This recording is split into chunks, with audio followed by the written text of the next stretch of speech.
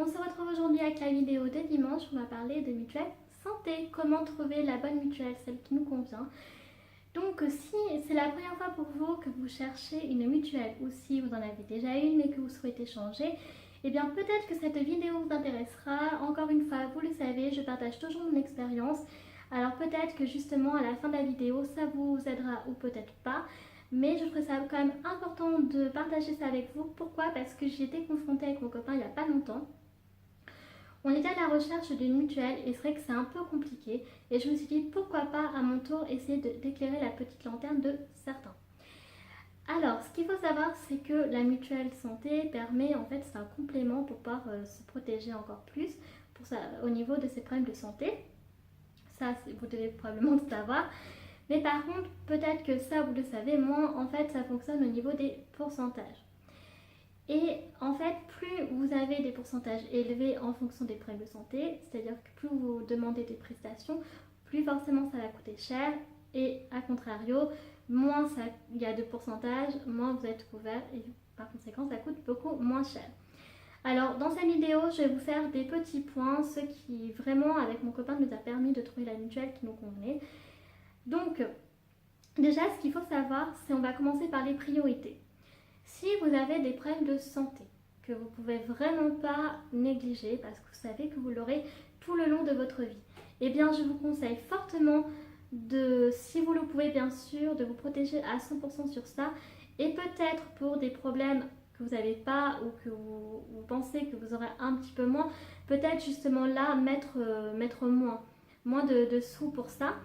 Mais quand même, je vous recommande de ne pas choisir le minimum. C'est quand même bien d'être un petit peu dans la moyenne pour ne pas avoir trop avancé parce qu'il peut toujours y avoir des imprévus dans la vie. C'est pas parce que vous n'avez pas ce problème de santé-là que vous n'en aurez pas à l'avenir. Vous comprenez ce que je veux dire?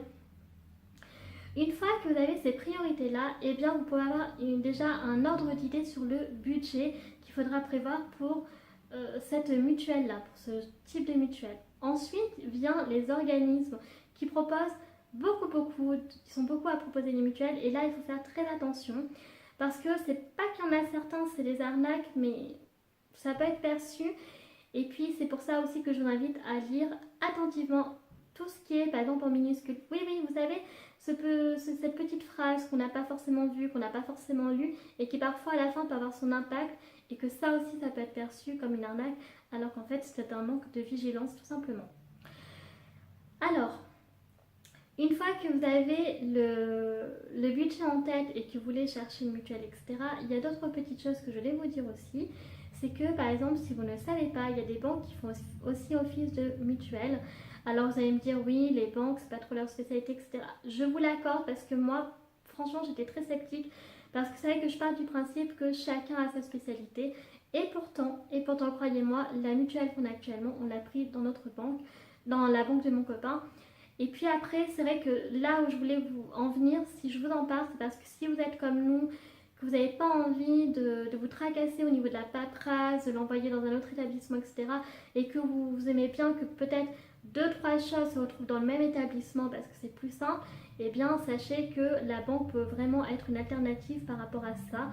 Mais après, ça ne plaît pas à tout le monde, ça je peux le comprendre parfaitement. Maintenant, je vais passer aux exemples. Je sais que, comme je vous le disais, pour mon copain et moi, notre priorité c'était les dents et les yeux. Pourquoi? Parce que moi je fais du déchaussement dentaire. Le déchaussement dentaire, si vous ne savez pas ce que c'est une maladie des dents qui se déclare, ça dépend des personnes. Moi, ça s'est déclaré à l'âge de 24-25 ans, ça a commencé.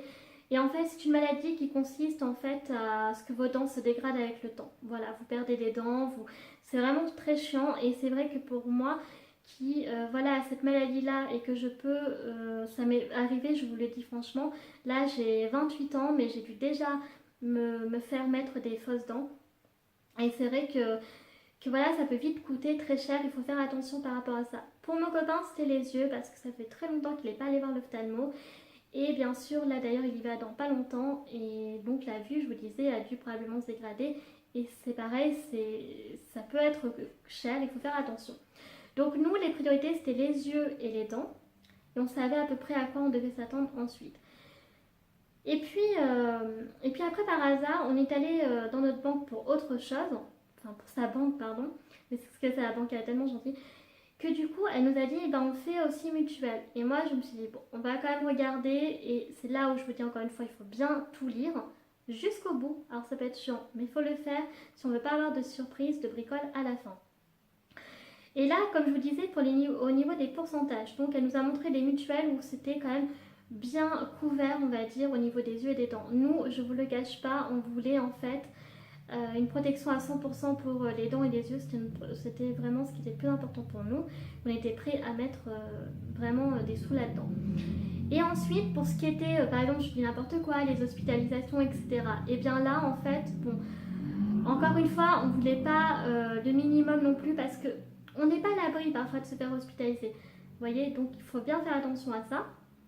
Ensuite, elle nous a montré donc 2 mutuelles qui nous intéressaient, et on s'est rendu compte qu'en fait, la dernière, c'est celle qu'on a choisie actuellement. Pourquoi? Parce que la précédente proposait en fait pareil pour les yeux et les dents à 100% comme celle qu'on a choisie. Sauf que du coup, pour le même prix, on pouvait avoir en fait la même protection, individuellement parlant, à 100% sur tout, sur celle qu'on a choisie actuellement, pour le même prix que la précédente. Donc je trouve qu'en fait, valait mieux prendre en fait celle qu'on a actuellement.